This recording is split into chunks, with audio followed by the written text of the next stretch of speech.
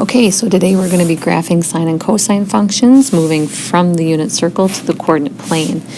So if we first consider the points from the unit circle at 0 degrees, this is the unit circle, so this is the point 0, 1. This is a point, this is 1, 0. This is 0, 1. At 180, we have the point negative 1, 0. And at 270, we have the point 0, negative 1. So I'm going to take a look at the sign. Y equals sine x. X is my independent variable. That's going to represent the angle measures. So from the unit circle, I'm going to look at angles at 0 degrees, 90 degrees, 180, 270. Keep moving around the circle at 90-degree increments would take us back to 360. And we could keep going around the circle in 90-degree increments. That would be 540 and 630. Now I'm going to look at this sine of these angles. Remember, sine is the y coordinate. So over here at 0 degrees, here is the sine of 0, which is 0. At 90 degrees, the y coordinate is 1. 180, we're back to 0. 270, negative 1.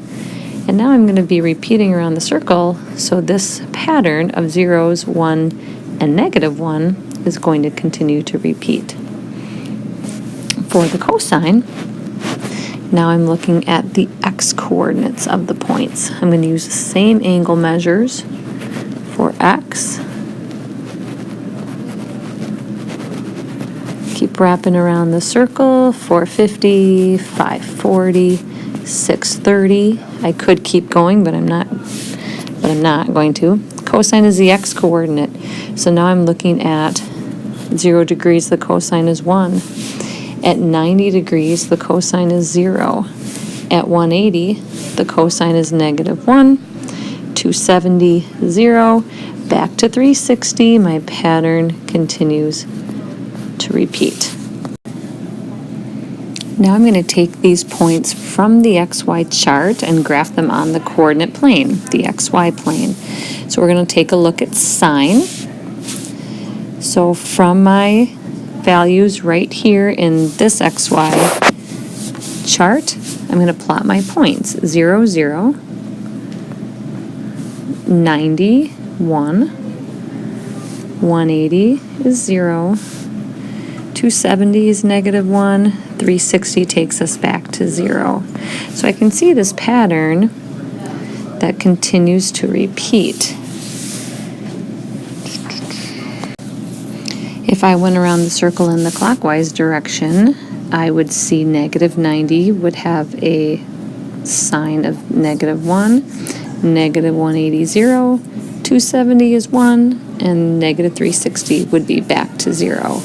If we draw in this nice smooth curve, this is the sine curve. Notice that its domain is all real numbers. The range describes the y values, which go from negative 1 to positive 1. This graph goes through the origin, which is important in distinguishing it from cosine.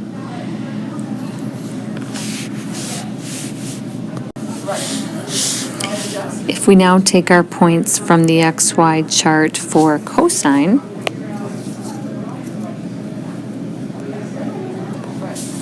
you will find, notice on our graph, the angles are on the x-axis, 90 degrees, 180, 270, 360.